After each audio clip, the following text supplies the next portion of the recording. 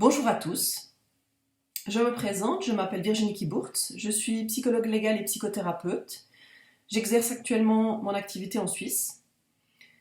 Je suis formée à l'approche psychanalytique et en particulier à la psychologie structurelle. Les auteurs structuralistes sont Freud évidemment, Jean Bergeret, Jacques Lacan, Joyce McDougall, Claude Balliet. Claude Balliet, ce dernier est un auteur psychanalytique qui a écrit de nombreux ouvrages au sujet du passage à l'acte et qui utilise le système de classification structuraliste. J'ai moi-même débuté il y a une vingtaine d'années ma carrière en prison et je suis à l'origine d'un modèle qui est original par rapport à la nosographie classique de Bergeret et de Lacan, puisqu'il précise certains points. Il apporte quelques données nouvelles. Voilà, je vous souhaite un bon voyage dans les formations que je propose et je remercie Renaud pour l'interview.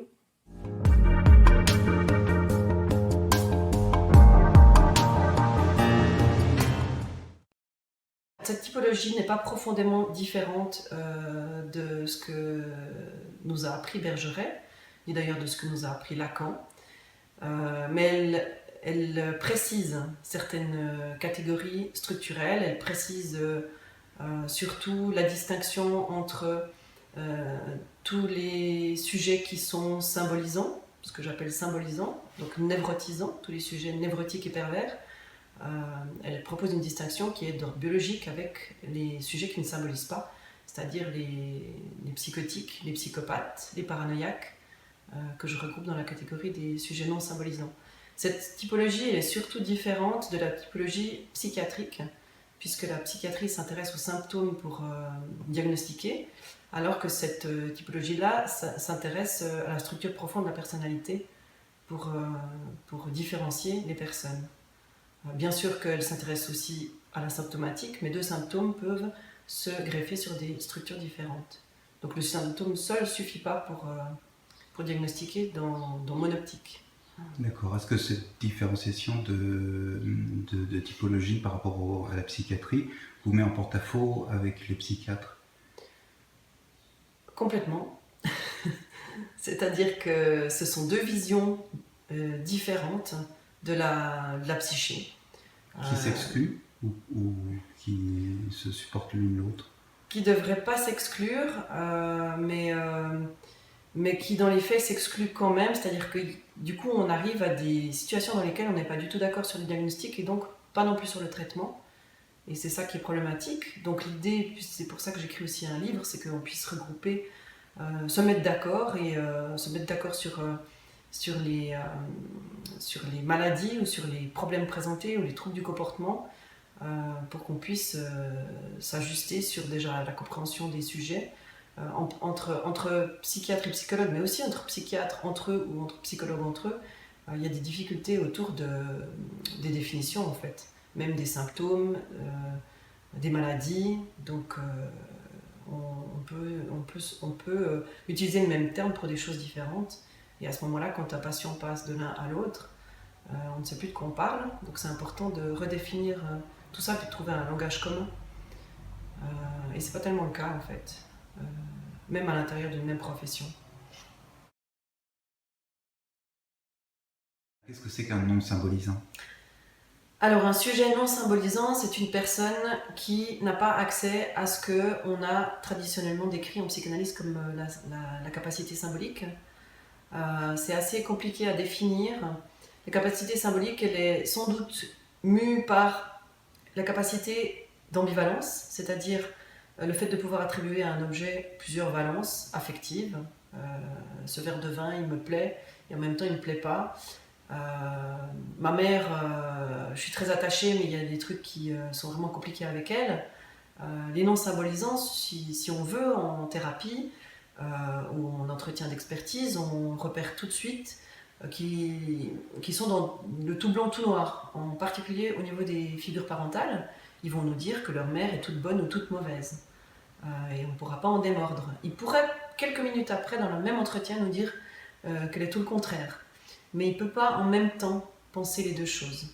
Donc il n'a pas la capacité d'ambivalence, il ne peut pas attribuer à un objet plusieurs valences, représentations à la fois. Donc ça en fait des personnes qui sont finalement accrochées à une certaine réalité, même s'il y en a qui sont très imaginatifs, puis qui peuvent imaginer des choses, mais qui n'ont qu'une seule réalité à la fois. On peut penser, pour donner un exemple connu, à Dali, qui était, semble-t-il, et plusieurs personnes quand même l'ont mis en évidence, ainsi que lui-même, qui parlait de sa psychose, non symbolisant, et qui par exemple, pour expliquer un peu mieux, Dali, il ne partage pas des représentations avec le reste du monde, il a les siennes propres, alors que les symbolisants, en général, on trouve dans leur art des représentations qui vont parler à la majorité des êtres humains, qui sont en fait des formes, ce que peut-être dirait Jung, des archétypes, mais qui sont des choses importantes pour les êtres humains névrotisants. Ça tourne autour du sexe, de la mort, de la naissance, voilà, des questions clés, des parents, des enfants. Voilà, c'est ça les questions clés qu'on repère en général, puis qui fait synthèse dans l'art, dans les littératures, dans la poésie, voilà. Mais les personnes qui ne symbolisent pas partagent, ils ont leur propre représentation qu'ils ont créée, qui peuvent être imaginaires mais pas symboliques. Ça, c'est la différence qui est faite par Lacan, qui décrit assez bien ça. Et ce sont donc toutes les psychoses sont dans la catégorie non symbolisante. Et donc, moi, j'y mets aussi l'autisme. Après, bien sûr, il y a des débats avec plein d'auteurs qui vont nous dire que l'autisme n'est pas une psychose. Mais je pense que ce sont des systèmes biologiques qui sont suffisamment stressés pour ne pas parvenir à attribuer justement ces multiples représentations à des objets ou à des pensées. Et donc, la paranoïa, c'est assez facile à voir quand on a un paranoïaque face à nous, qu'une chose est une chose, puis qu'elle ne peut pas être autre chose, et que son avis est le bon. Et que même si on essaie de lui insuffler un doute, il ne va pas entrer en matière. Alors que le non symbolisant, on le voit aussi en thérapie, il est toujours ok d'explorer un bout de la proposition que vous lui faites, qui n'est pas forcément celle avec laquelle il est venu, ce qui n'est pas le cas des structures psychotiques. Ou alors, il y en a certains qui sont tout le temps dans le doute, chez les psychotiques, que j'appelle plutôt la perplexité, et donc toutes les hypothèses sont possibles, mais elles ne sont pas possibles en même temps. Et c'est difficile, je pense que c'est très difficile et très angoissant à vivre cette structure-là, comme moi je catégorise comme une structure de l'ordre du handicap, puisque selon mon hypothèse, c'est au niveau biologique que quelque chose fonctionne mal. Les systèmes doivent être suractivés et ne permettent pas en fait d'être dans quelque chose de plus calme et de plus ambivalent.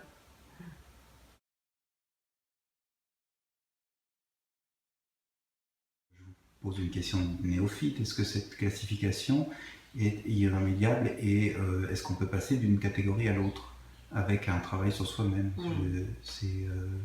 Alors j'ai plusieurs de mes collègues, et c'était aussi insufflé par Bergeret dans son ouvrage La personnalité normale et pathologique, qui estiment qu'il y a des passages possibles entre les structures. Bergeret donnait deux situations dans lesquelles c'était possible, c'est-à-dire à l'adolescence, à un moment où il y a beaucoup de changements et de conflits intérieurs et de changements personnels et psychiques, ce qui permettrait peut-être à certains de passer d'une catégorie à l'autre, même si les catégories ne sont pas tout à fait celles que moi je propose. Et puis à un autre moment, c'est-à-dire celui de la psychothérapie. Mais moi je pense que ce sont des vœux pieux. Ce sont des croyances que nous avons parce qu'en fait, nous souhaitons quand même comme thérapeute pouvoir vraiment apporter quelque chose aux gens de majeurs, mais je n'ai jamais vu personnellement de personnalité qui soit passée d'une structure à l'autre. Et je pense que c'est pas possible.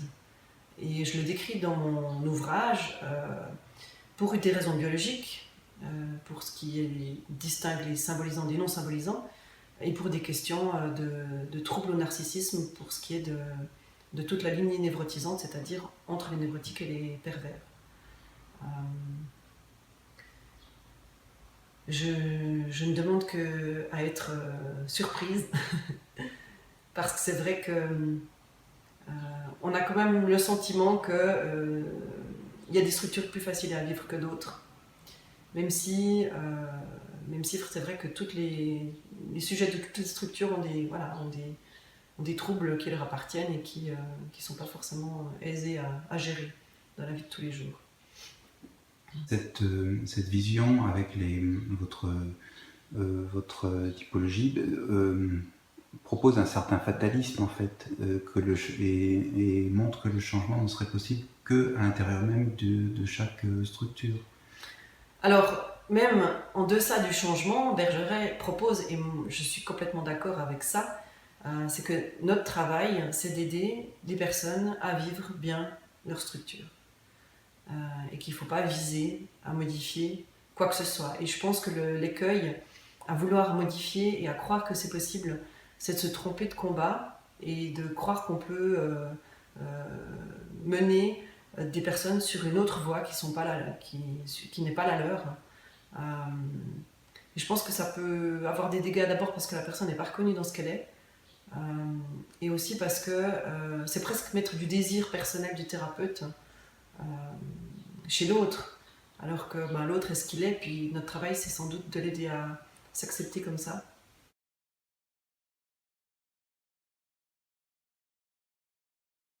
Je pense que le point fort de ma pratique, c'est de pouvoir justement déterminer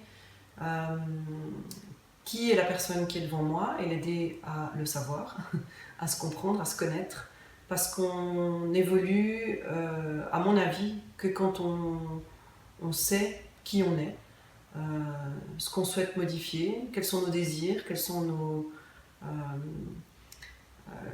l'intérêt qu'on a à prendre dans la thérapie, à prendre dans la vie. Donc je dirais que je navigue pas à vue, voilà, c'est peut-être ça ma force, c'est que quand je reçois quelqu'un, je commence, mais comme beaucoup de mes collègues, mais je pense d'une manière plus ciblée chez moi, et ça prend une grande part de mon travail, à savoir vraiment qui est la personne pendant les quelques premiers entretiens, et ce qui me permet de savoir comment je vais travailler avec. J'ai envie d'appeler ça la diagnostic thérapie. C'est une thérapie qui est fondée sur le diagnostic. Ça, c'est ma formation en prison qui m'a amené à ça, parce que j'ai commencé par le diagnostic et par comprendre avant de proposer un travail, un traitement, une prise en charge. Est-ce que cette pose du diagnostic, justement, n'implique pas des thérapies plus courtes qu'un parcours plus traditionnel chez vos confrères? C'est possible. Je l'espère. J'espère que la pose de diagnostic permet d'avancer plus vite, parce que je souhaite que les gens qui viennent en aient pour leur argent en fait, et pour leur investissement, parce que c'est un grand investissement affectif. Et puis l'idée c'est effectivement que ça puisse aller le mieux possible dans leur vie, même si y a quand même un temps dont on a besoin chacun pour avancer. Mais effectivement, je pense que le fait d'être bien au clair sur les questions à traiter, ou même les points sur lesquels il n'y aura pas forcément de changement. Si on parle par exemple d'une majorité de mes patients qui présentent un haut potentiel intellectuel, donc qui ont un cerveau qui est constitué de manière à fonctionner très vite, et disons en général très bien, même si parfois, comme ils fonctionnent très vite, ils peuvent aussi très vite se tromper dans leurs observations, cognitions.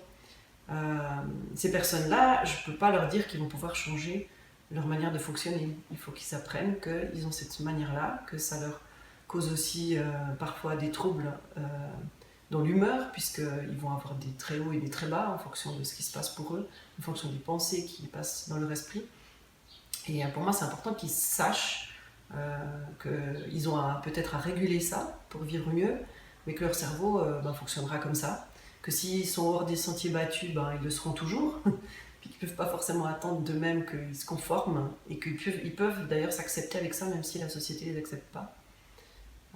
Mais que c'est important qu'ils puissent savoir qui ils sont et être autonome dans leur vie, se développer voilà, selon leur personnalité.